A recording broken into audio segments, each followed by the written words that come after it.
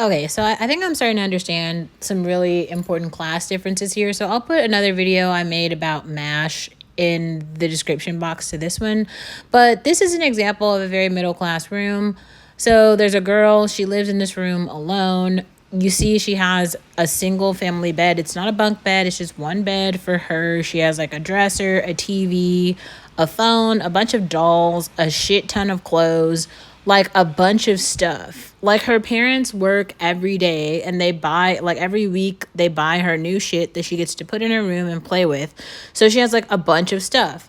Now, I too grew up in a home very similar to this. And now that I have my apartment, it's also very similar to this. Like, my floors are messy and my apartment is messy sometimes because like I have a lot of things that I go through. But I realize like some of you grew up so poor that like your parents could barely afford the rent, so they didn't have any money to like buy you anything. So like you never had any shit. You don't have any posters on your wall because you never went to any concerts. You don't have any dolls because your parents couldn't afford to buy you any dolls. Like all they could afford to buy you was like food and like clothes, and barely that. And a lot of you guys are like stacked in like apartments. Like you literally have an apartment, like a 1 bedroom apartment with like 6 people in it.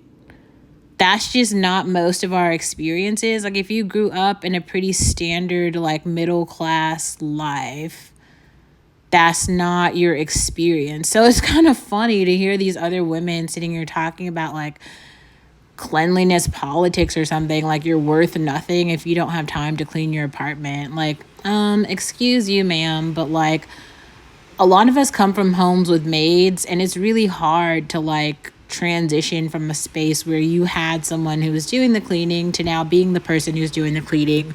Or maybe coming from a home where like if you grow up in a, I don't know, like a 4 bedroom home or something, and you had like an art room, and then you had like your own bedroom, and then you had a living room, and now you're just living in a studio and you have to like make this like functional space. Maybe you had a walk-in closet and now you just have like a makeshift closet where you have to fit all of your clothes. Like those are very different experiences, and to fit all your stuff in that space, it's like you literally have to do this. Oh, it's just really hard.